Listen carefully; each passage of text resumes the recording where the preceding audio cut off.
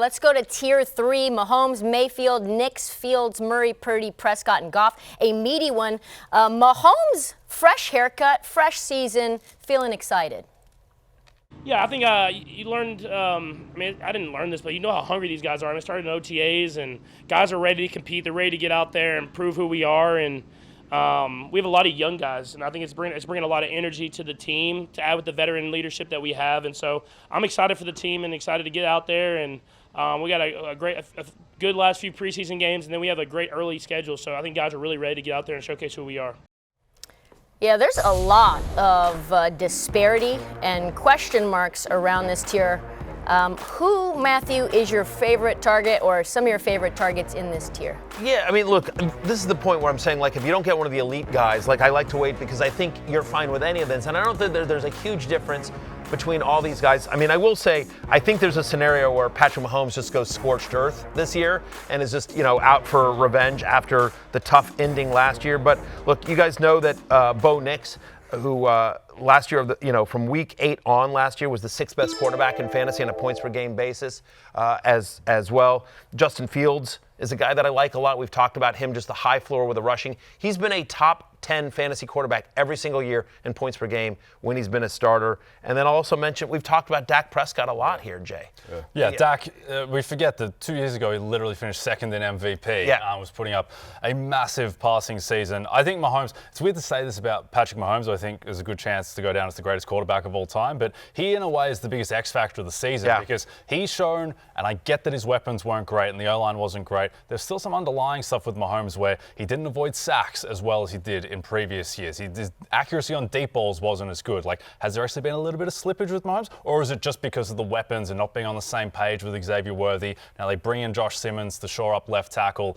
They'll be healthier at receiver. Rice, now we have certainty that he's back for week 7.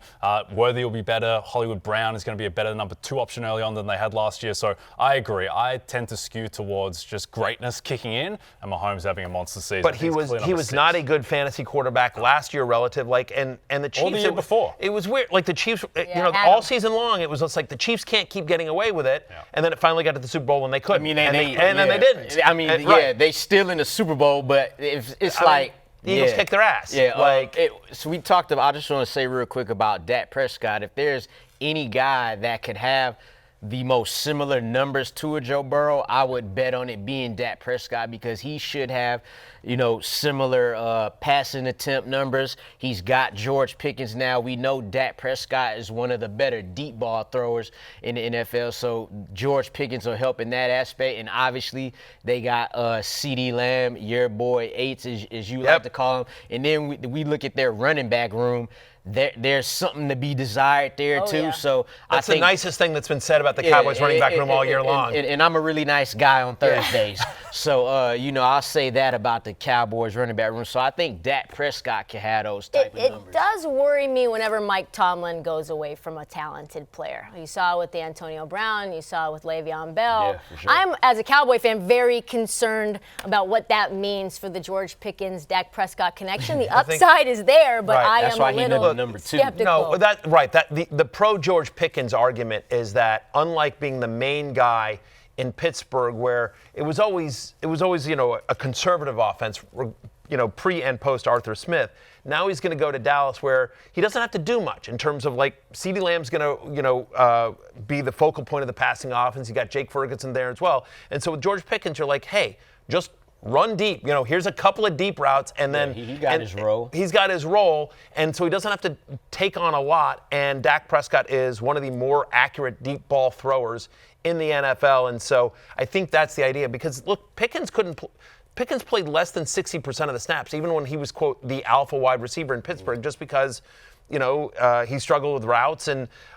But I think in Dallas, he's in a much better situation with a better quarterback and a more defined role for him where he doesn't have to take on so much pressure here. But if you can throw up the tier 3 screen again, we like all these guys, and I think you can wait if you don't get one of the elite guys, but there are question marks about each one of them, right? So is Mahomes Mahomes from a couple years ago or Mahomes from last year, right?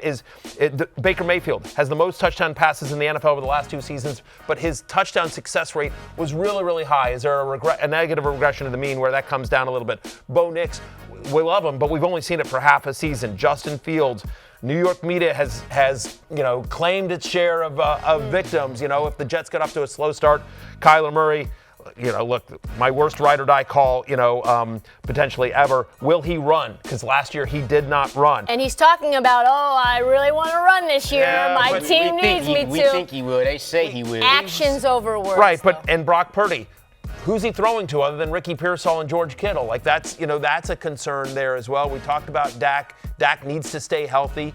And then Jared Goff. Do they go more run heavy with Gibbs and Montgomery? And if their defense is healthy, are they not as many shootouts? Yeah, and also he doesn't get 14 games inside this year, right. Jared Goff. Yeah, so again, I like all of those guys, but I'm just saying you can nitpick a little bit with each of them where I don't think you can with the top 4 guys, and so that's the reason why.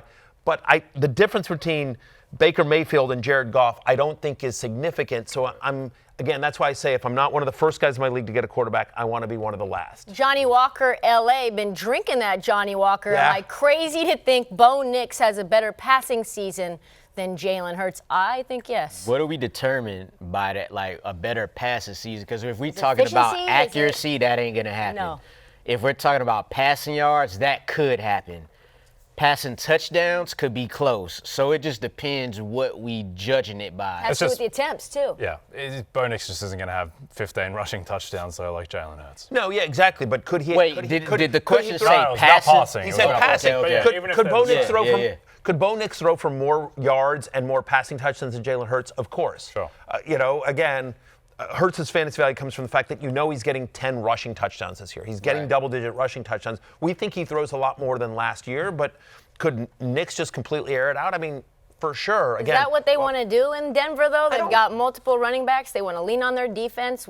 Is that how Sean Payton's going to run things? The thing with Nix is that he's always, it's short stuff and it's deep stuff. Right. It's not middle of the field, it's not intermediate. So he does have some upside if he just runs hot on the deep stuff. And he does have deep weapons in Cortland Sutton, in Marvin Mims. Correct. So there is some scope there. And also, he's going into year 2. And I get that, he was an older, kind of established, developed rookie, but there's still talent scope for Nix to get better. I mean, Sean Payton has always been a fantasy-friendly offense, another guy that sort of keeps the foot on the pedal no matter what the scoreboard says. And the fact is that in addition to, we expect a bigger role for Marvin Mims. They drafted Pat Bryant.